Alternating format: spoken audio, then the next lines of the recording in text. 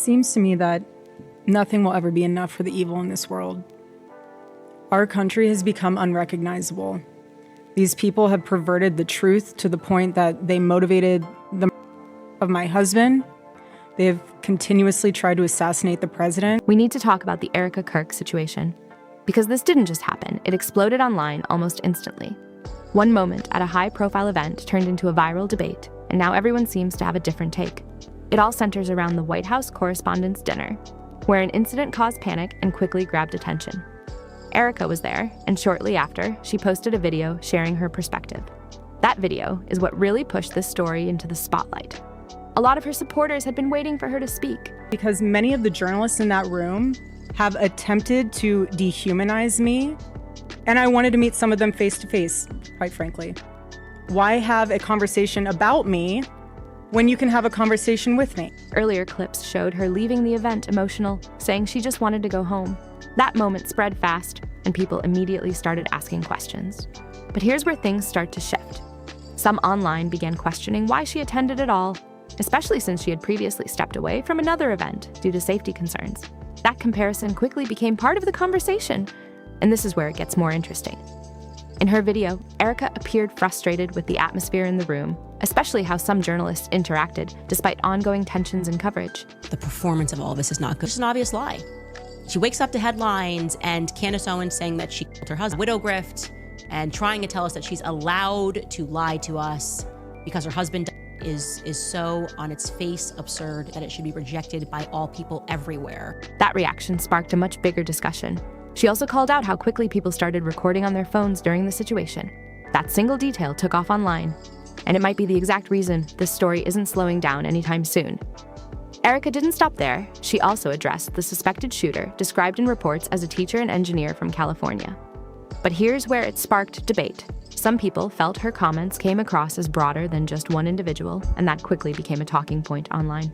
And so during an active shooting, these journalists are using their phones to find moments to capture for clips.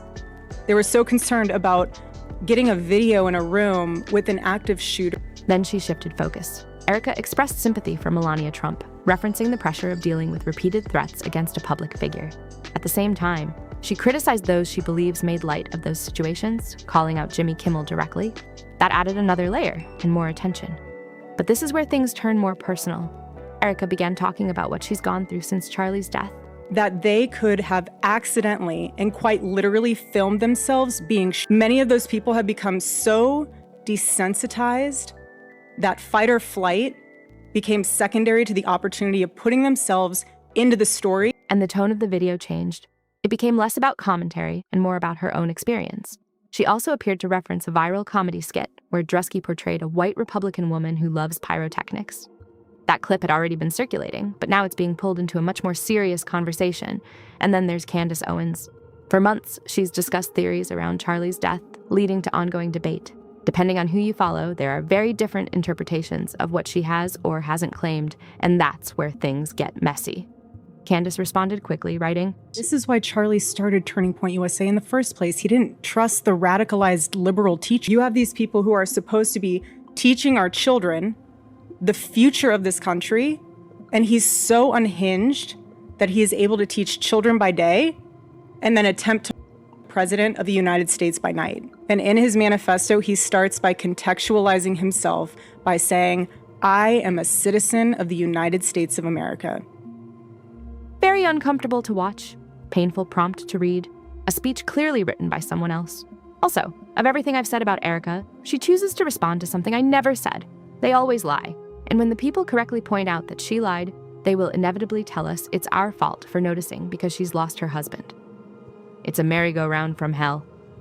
That's how Candace described the situation, and that line alone started spreading fast. She expanded on that during her show, pushing back on Erika's criticism of journalists recording during the incident. And while we may have big problems with illegal immigration in this country, I have to tell you, we have an even bigger problem when it comes to the systemic indoctrination and radicalization of our own citizens. This is what got my husband. Candace argued that in high-profile moments, people documenting what's happening is common. She also repeated that she has not directly accused Erika of being responsible for Charlie's death. That point hasn't changed. But here's where things really start to shift. The conversation isn't staying between just them. It's spreading everywhere. On Instagram, Candace suggested that TPUSA could reconsider future events involving Erika. That hasn't been officially confirmed, but it added more uncertainty and more attention. And this is where the internet takes over. Reactions are coming in from every direction. Some people are backing Erika, saying she had every right to speak out. Every morning I wake up to a new headline lying about me. I have comedians dressing up in whiteface. I have people saying I'm not fit to be CEO, and I have Candace Owens claiming I murdered my husband. Others are more critical, questioning how she handled it. But here's the part people are noticing. A lot of the conversation isn't even about what she said. It's about clips, screenshots, and specific moments pulled from the video. Short edits are spreading faster than the full context. It's nobody's fault that Erika went to that event other than Erika. You also have older content being brought back, especially the Drusky skit, which is now getting compared to her comments. That's pulling past moments into the current story. So now, this isn't just one situation anymore. It's a cycle. Reaction, response, and reinterpretation, and it's moving fast. But here's where this really starts to grow beyond just the original video. Because once it hit social media, it didn't stay contained. The story jumped across platforms, X, TikTok, YouTube, and each one started shaping the narrative a little differently. Clips, reactions, breakdowns. It all started stacking up fast.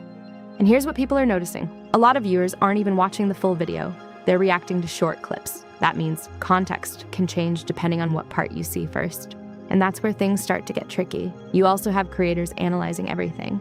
Her tone, her wording, even pauses in the video. Not just what she said, but how she said it. And once that level of breakdown starts, small moments get amplified quickly. But here's the bigger shift. Hashtags tied to her name started trending, pulling in people who weren't even following the story before. And once a new audience jumps in, the range of opinions expands fast. Another key detail, multiple versions of the story are now circulating at the same time. Some are more supportive, others more critical. And once those narratives take hold, they don't fade easily. So now this isn't just about Erika's response. It's about how that response is being clipped, shared, and reshaped. And that's exactly why the story keeps gaining momentum. But here's where things shift again. From the moment itself to Erika's overall public image. Because once something goes viral, people don't just react to what happened. They start looking at everything around it. Past clips, past statements, even unrelated moments start getting pulled back into the spotlight. And that's already happening. Some users are digging up older videos of Erika, comparing how she's handled situations before. Others are questioning consistency, asking whether her current response lines up with things she's said in the past. But not everyone agrees with that approach. There's also a group pushing back, saying this is one moment being overanalyzed and that reactions in high-pressure situations shouldn't be dissected frame by frame. That divide is getting bigger. And here's what really drives it. Online opinion can shift fast. One viral clip, one strong post, or one big creator weighing in can completely change how thousands of people see the situation. You also have commentary channels stepping in, adding their own takes and interpretations. That brings in even more viewers, many of whom didn't even know who Erika was before this. So now this isn't just about what happened at one event. It's about how quickly a viral moment can reshape public perception. And once that shift starts, it's very hard to control where it goes next. And this is where the back and forth really starts driving the story. Because now it's not just Erika's video. Other public figures are responding, reacting, and adding their own versions of what happened. And every new response pulls more attention right back to the situation. Candace Owens is a big part of that. She pushed back hard, saying she disagrees with how Erika framed certain points. And this is where it gets tricky. Because now it's not just about facts, it's about interpretation. Two people can look at the same moment and walk away with completely different conclusions. And when both sides speak publicly, it keeps the conversation going even longer. You're also seeing audiences split. Some are siding with Erika, others with Candace, and a lot of people are still undecided, trying to figure out what to believe based on clips and commentary. But here's what really stands out. The speed of all this. Responses aren't taking days, they're happening almost instantly, and that pace can sometimes create more confusion before things settle. At the same time, more creators and commentators are jumping in. Each one adds a new angle, sometimes shifting the focus slightly, and that's how stories like this grow instead of fading. So instead of slowing down, this situation keeps expanding. More voices, more reactions, more debate. And right now, there's still no clear endpoint in sight. And this is where the bigger picture really comes into focus. At this point, the Erika Kirk situation isn't just about one moment. It's about how fast a story can evolve once it hits the internet. One incident turns into a video, that video turns into reactions, and those reactions keep the cycle going. You have the original event, Erika's response, responses to that response, and then commentary on all of it. Each step adds another layer and keeps the story active longer than expected. But here's what makes this stand out. It's not just the situation itself, it's how people are processing it. Some are focused on what was said, others are focused on how it was said, and many are trying to separate clips from full context. There's also a wider conversation building underneath everything. Topics like media behavior, public reactions in tense situations, and how quickly narratives form online are all part of this now. And that's exactly why this story hasn't slowed down. It's no longer just about one perspective. It's about multiple interpretations happening at the same time. Right now, there's no clear resolution, no final answer that closes the story. So the real question isn't just what happened, it's what happens next as this continues to unfold.